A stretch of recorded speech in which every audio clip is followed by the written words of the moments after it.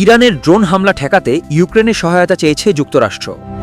মধ্যপ্রাচ্যে ইরানের ড্রোন হামলা প্রতিরোধে ইউক্রেনের কাছে সহায়তা চেয়েছে যুক্তরাষ্ট্র।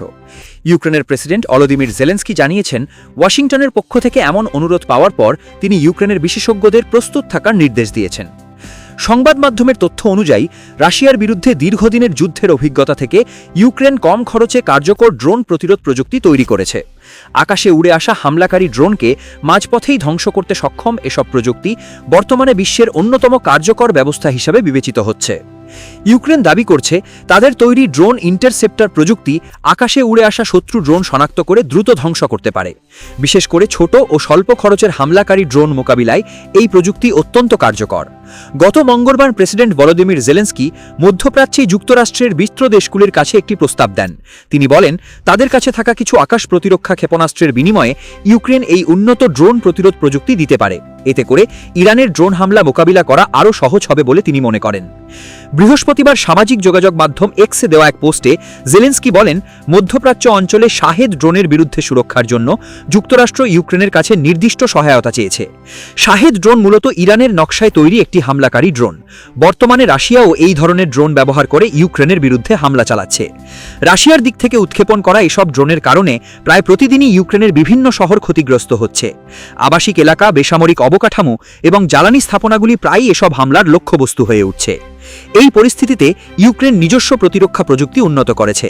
বিশেষ করে ড্রোন শনাক্ত করা, ট্র্যাক করা এবং মাঝ আকাশেই ধ্বংস করার ক্ষেত্রে তারা উল্লেখযোগ্য অগ্রগতি অর্জন করেছে। প্রেসিডেন্ট ভলোদিমির জেলেনস্কি বলেন, তিনি প্রয়োজনীয় সরঞ্জাম সরবরাহ এবং ইউক্রেনীয় বিশেষজ্ঞদের উপস্থিতি নিশ্চিত করার নির্দেশ দিয়েছেন, যাতে প্রয়োজনীয় নিরাপত্তা ব্যবস্থা গড়ে তোলা যায়। তবে এই সহযোগিতার অনুরোধের মধ্যেই যুক্তরাষ্ট্রের রাজনীতিতে নতুন বিতর্ক তৈরি হয়েছে। যুক্তরাষ্ট্রের প্রেসিডেন্ট ডোনাল্ড ট্রাম্প ইউক্রেন যুদ্ধের শান্তি প্রচেষ্টায় বাধা সৃষ্টি করার অভিযোগ তুলেছেন জেলেনস্কির বিরুদ্ধে। রাজনৈতিক সংবাদ মাধ্যম পলিটিকোকে দেওয়া এক সাক্ষাৎকারে ট্রাম্প বলেন, জেলেনস্কিকে এখন সক্রিয় হতে হবে এবং একটি সমঝোতায় পৌঁছতে হবে। তিনি আরও বলেন, বর্তমান পরিস্থিতিতে ইউক্রেনের হাতে তেমন শক্তি নেই এবং যুদ্ধ চালিয়ে যাওয়ার সক্ষমতাও আগের তুলনায় কমে গেছে। উল্লেখ্য, 2025-এর জানুয়ারিতে ক্ষমতায় এসে প্রথম দিনেই ইউক্রেন যুদ্ধ শেষ করার প্রতিশ্রুতি দিয়েছিলেন প্রেসিডেন্ট ডোনাল্ড ট্রাম্প। তবে তিনি এখন স্বীকার করেছেন, এই লক্ষ্য বাস্তবায়ন করা কঠিন হয়ে পড়েছে, কারণ রাশিয়া এখনও ইউক্রেনের উপর হামলা চালিয়ে যাচ্ছে। বিশ্লেষকদের মতে, যুক্তরাষ্ট্র যদি ইউক্রেনের ড্রোন প্রতিরোধ প্রযুক্তি মধ্যপ্রাচ্যে ব্যবহার করে, তাহলে তা ইরানের ড্রোন হামলার বিরুদ্ধে নতুন কৌশল হিসাবে কাজ করতে পারে।